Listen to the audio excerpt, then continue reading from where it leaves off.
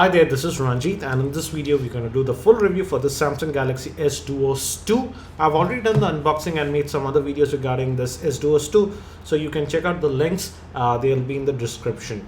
And this S Duos 2 is the successor to the original Galaxy S Duos. And this one sports a dual core processor that's clocked at 1.2 GHz. It sports the same 4-inch screen, and I have to say, for the budget oriented price of this phone, the screen quality that Samsung has put is actually pretty good. As you can see, the viewing angles are okay, they're pretty decent, and the screen panel is also actually very good. So regarding the screen, Samsung has done a good job, but again, you do not have the auto brightness sensor, so you need to use the manually set the brightness. And before I proceed, let me give you a physical overview of this phone. On the top we have this 3.5mm headphone jack. This is not a metal, this is just plastic, and on this end we have the power on off button, and this is the micro SD card slot.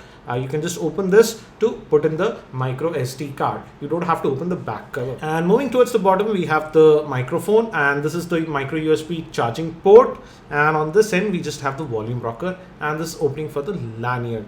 Moving towards the back, we have a 5 megapixel camera. This can also shoot video up to 720p HD. We have a LED flash, opening for the speakers, Samsung branding, and nothing else. Moving towards the front, we also do get a front-facing camera, but that's just a VGA camera. We also have the proximity sensor on this one, and we have the earpiece, and the voice call quality that I got was decent. Again, as it's a dual SIM Android phone, it just says Duos over here. And let me open the back cover. The back cover can be opened. You can just pry it open like this, and the battery is a 1500 milliampere battery, and it accepts a normal SIM. Actually, two SIMs are inserted, one goes over the other, and I tested it with two SIMs, and I would say the battery life is okay-ish. I was able to get 1 day's worth of battery life with casual to medium usage. So that's for the physical overview, and it runs the Android, and it comes with the Samsung's own TouchWiz interface that we have seen. And for the most part, I would say the phone performs a little bit okay, but here and there I do notice a little bit of lag. And if you notice, when I just move around, yes, the animation is smooth, but I think so Samsung has intentionally slowed down the animation so that you do not see any lag. But again, I do feel that the animations are a little bit slow here. One more thing that I did notice is that the RAM on this S Duos 2 is just 768 MB, and sometimes when I was using heavy apps, and if you notice, this is the weather widget. This weather widget would come after 3-4 seconds. So definitely the RAM is a little bit less on this phone. And let me show you the Android version that we get with this one. And if we just go to about the device, and as you can see, it runs the Android version 4.2.2, that is Jelly Bean out of the box. Regarding the storage, it has 4 GB of internal storage, but out of that you just get about 1.95 GB. But the thing is that, as I told you, you can add a micro SD card here. I added an 8 GB micro SD card, and I would say some of the apps can be moved to the micro SD card. Not all of the apps, do note that. Let me show you the same. Let's go to application manager. Here I was able to move some of the apps to the micro SD card. For example, let's say let's see this Riptide GP2 game.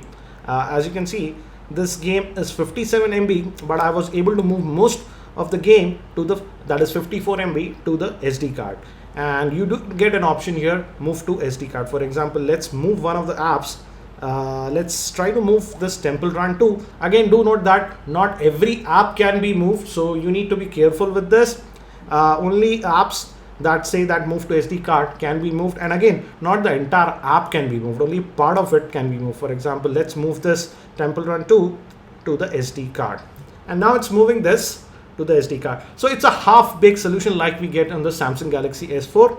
Not all apps can be directly installed on the micro SD card, but yes, some of the apps can be moved, and that's a good thing, because out of the box you just get about 1.95 GB of internal storage.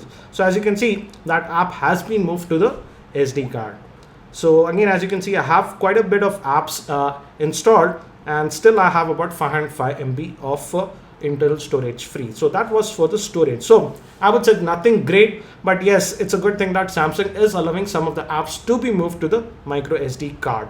And regarding the GPU on this, it uses a Broadcom based GPU. I've already made a dedicated video regarding gaming, and I would say it can do casual and mid-range gamings without any issues, but high-end gamings can have some issues. For example, Asphalt 7 could run on this, but it had some graphic glitches.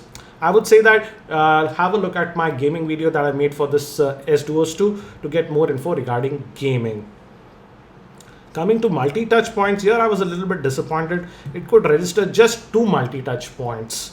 And another good thing is that regarding sensors, Samsung did not skimp a lot. The compass sensor works actually pretty decently on this S-Duos 2.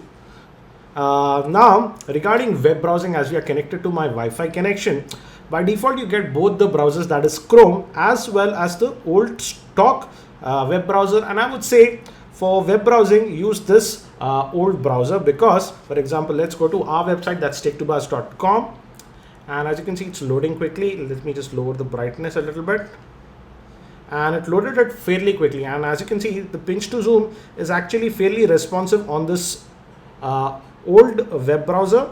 But when I try it with some other web browser, for example, let me just go back to the home page, and as you can see, it's loading it pretty fine and fast, and the pinch to zoom gesture is also fairly responsive. Not the most responsive, but does a decent job. But when I tried the same with the Chrome web browser, it is really choppy. And again, as you can see, it's loading the Tech2Buzz website, and when I try the pinch to zoom gesture, it takes quite a while to respond. So I noticed that the old browser works very well, but not this Chrome. And for example, I also tried, for example, you saw that widget, it took some time to come. That's due to limited amount of RAM. Firefox browser also does not perform as well as I expected. And occasionally I do notice a little bit of lag on this phone. Again, I attribute that to the low RAM, and I would say that frequently I had to press this home button and kill all the running apps. Then the phone becomes actually pretty responsive. But heavy multitasking, you will notice some lag on this device. Now coming to the pricing, again, this is an entry-level phone, and the pricing reflects that. As you can see, the pricing on the box is quoted as 11,230, but I've seen this phone in local stores for around 10,500 to 10,200 or so. That's around $175 US. And for that, you're getting a very good screen quality. I would say the screen quality is actually very good on this one. And yeah, the phone does exhibit a little bit of lag here and there, but for the most part, I would say it performs okay-ish. Now let me also show you the free RAM. As I told you, the RAM is just 768 MB, and I'll kill all the apps. As you've seen, let's go to the task manager, and I'll free up all the memory. Let's clear it, and now again let's open up this Android system info. And as you can see, out of that 768 MB of RAM, you just get about 206 MB of RAM free when you close all the apps. It generally dips to around 100 MB or so when you are actually using the phone. So yes, with heavy multitasking, as I mentioned, you might notice a little bit of stuttering here and there, but it's not like the phone is does not work. It works fine. Regarding the camera is a 5 megapixel shooter, and I'll actually make a dedicated video regarding this. The good thing is that you see this new interface that we have started to see with the Samsung Galaxy S4, and it's actually really easy to change modes, and you do get a lot of modes on this S-Duos 2. I didn't expect that Samsung would provide so many modes, but you do get a lot of modes, and I did quite a bit of testing in the auto mode. The good thing is that you do get this tap to focus, but it does take some time to focus. But after it does focus, you can just hit the shutter button and it quickly takes the snap. Let me look at the photograph that we took right now, and again you saw that delay. Indoors I noticed that the pictures come out to be a little bit grainy and there is a little bit noise, but outdoors it does a decent job. I'll be making a dedicated video regarding the camera performance of this phone in a few days, so you can check out that for more info. Regarding the front facing camera, I would say I tested it with Skype and it worked fine. It's just a VGA camera, but the Skype video call was decent enough. Regarding media playback, also I tried it with MX Player and I was able to play 720p videos also. Let's search for our own channel, that's Geeky Ranjit, Geeky. This is the keyboard that you get. This is a standard keyboard that we get with most of the Samsung phones, and that's the same with this one also. So let's search for my own videos and let's open up one of the videos and let's watch it. Hi there, this is So this is the video, and again if you notice, actually the screen quality is pretty decent for the price, and it could play YouTube videos without any issues. And on this side it says And as you can see, by LG, but on the behind it just says it works fine. So that's for the video playback. I also tested it with MX Player as I mentioned, and I could play videos up to 720p HD. So let me kill all these apps that are running. It also has Google Now, and that also works fine. Another thing I noticed is that the speakerphone quality is actually pretty decent, and it's actually pretty loud. Also, I did notice some applications here and there crashing, not every time. For example, let's try this. Earlier the Google Now was working perfectly fine, but let me try again. What's the height of Mount Everest? As you can see, I'm getting an error. It might work fine again after I reboot. I'll just update that in the show notes. So this is the Samsung Galaxy S Duos 2. Compared to the original Galaxy S Duos, I would say it lags a lot less. The original Galaxy S Duos used to lag a lot, but I would say that this S Duos 2 also is not completely lag free. I did notice a little bit of stuttering here and there, and particularly while heavily multitasking you see a little bit of lag, so you need to kill applications for smooth operations of this phone. So how do I rate this S Duos 2?